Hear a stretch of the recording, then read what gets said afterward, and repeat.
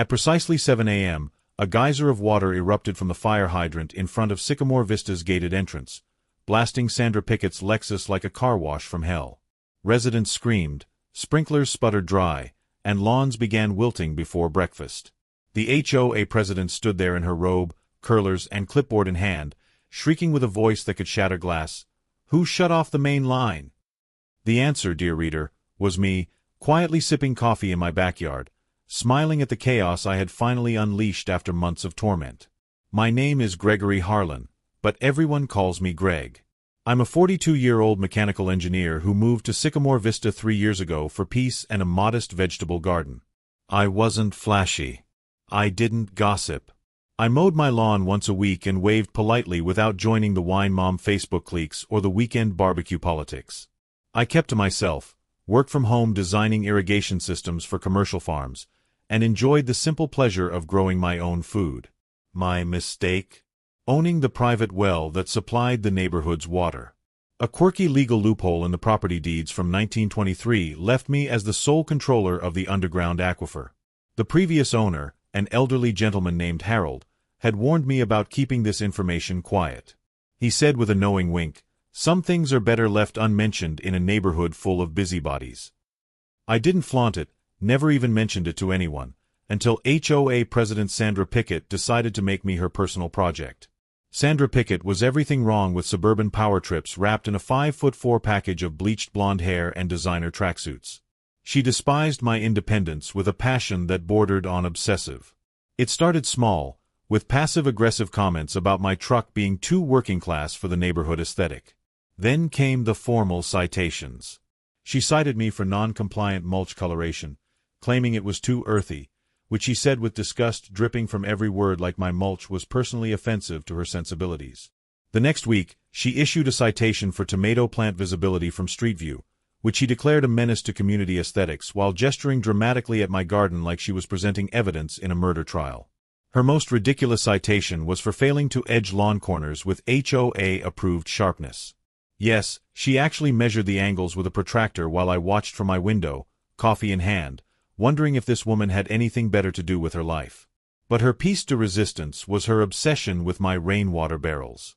She claimed they violated the visual harmony of the neighborhood, even though they were tucked behind my garage and barely visible from the street.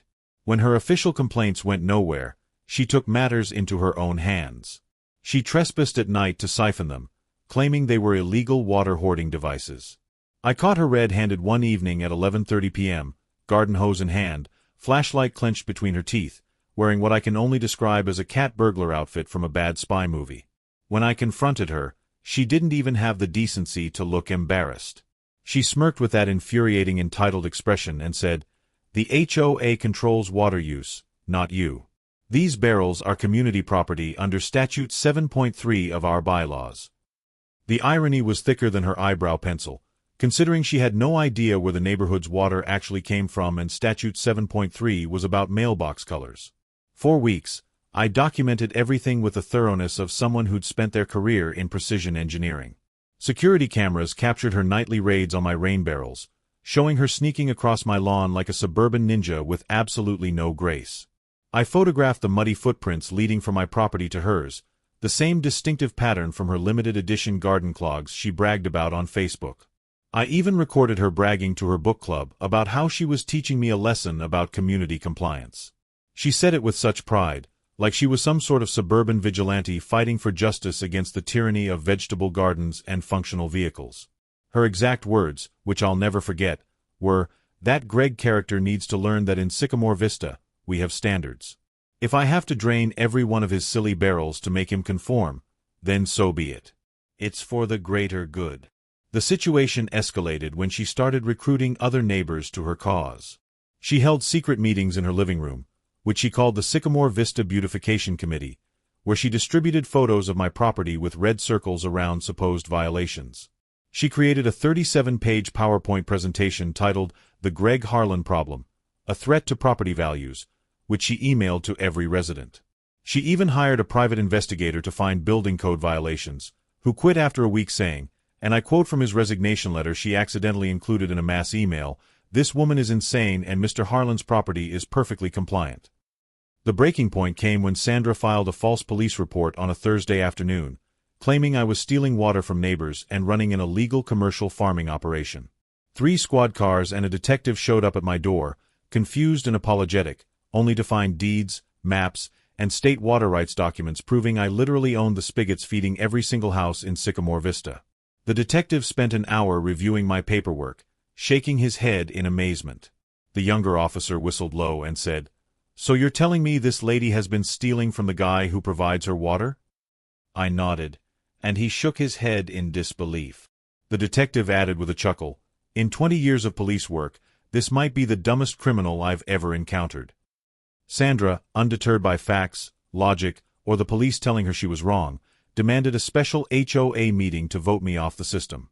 She sent out an emergency notice with bright red text declaring, "Urgent, hostile takeover of community resources must be stopped." She actually tried to annex my well through some bizarre interpretation of community property laws that her cousin, who got his law degree online, had concocted. She stood at the podium during the emergency meeting announcement, voice shrill with determination, declaring that private ownership of essential resources was un-American and against the spirit of their gated community. She actually compared me to a water baron from the 1800s, claiming I was holding the neighborhood hostage.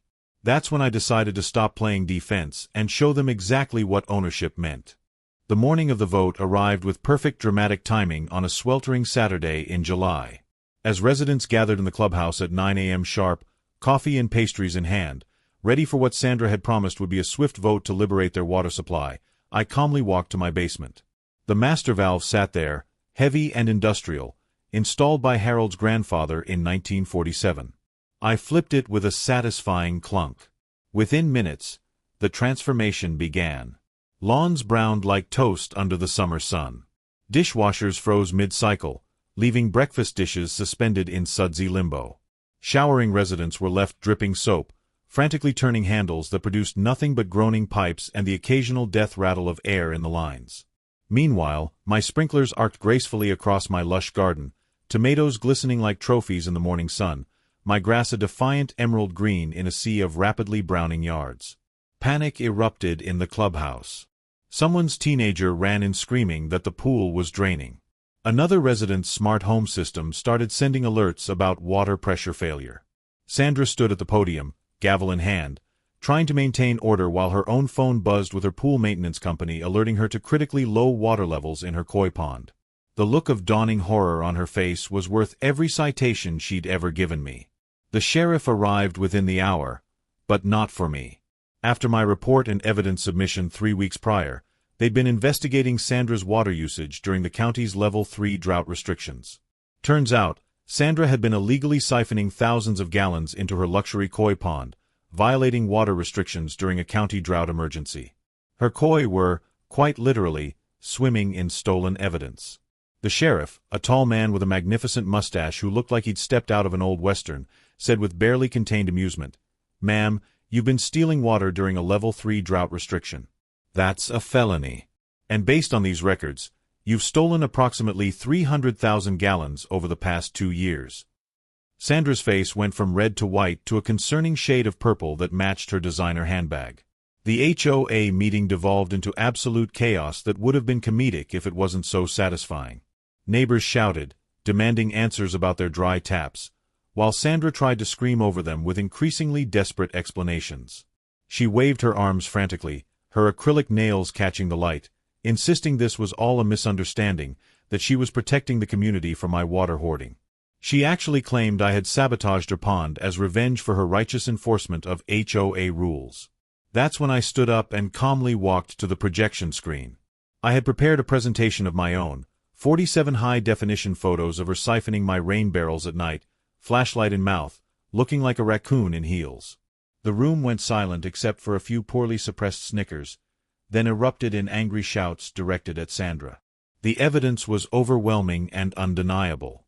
Security footage showed her entering my property 47 times in 3 months, always between 11 p.m. and 2 a.m. Bank statements I'd subpoenaed revealed she hadn't paid a water bill in 2 years, claiming HOA presidential privilege that didn't exist. Her own social media posts bragged about her prize-winning koi living in what she called Olympic-sized luxury, with photos of her pond that gardening experts online calculated would require 50,000 gallons to maintain. All while the county begged residents to conserve every drop, limiting lawn watering to twice a week and car washing to once a month. The HOA board voted her out on the spot with a unanimous decision that took less than 30 seconds. The county fined her $85,000 for illegal water diversion during a drought emergency. Her beloved koi pond was drained that afternoon, leaving her fish flopping in kiddie pools on her driveway while news crews rolled up for the 6 o'clock report. The headline that night was, HOA President All Wet in Water Theft Scandal. She stood there in her designer heels, mascara running in black rivers down her cheeks, shrieking at the cameras that this was a conspiracy, that I had orchestrated everything, that the media was attacking a hard-working community leader. But the consequences didn't stop there. The district attorney's office, seeing the media coverage and the mountain of evidence I'd provided, decided to make an example of her. Sandra Pickicket was charged with felony theft of utilities, criminal trespass, filing a false police report, and violation of emergency drought restrictions. During the trial, she made things worse by insulting the judge's understanding of HOA law, claiming he didn't appreciate the burden of maintaining community standards. The judge, clearly unimpressed with her entitled behavior in court where she interrupted him 3 times to explain her HOA authority, sentenced her to 18 months in county jail and ordered her to pay restitution of $120,000. Her face when the judge read the sentence was a masterpiece of shock, mouth opening and closing like one of her displaced koi, before she screamed, "But I'm the HOA president." The judge's response, delivered in a completely deadpan tone, was simply, "Not anymore."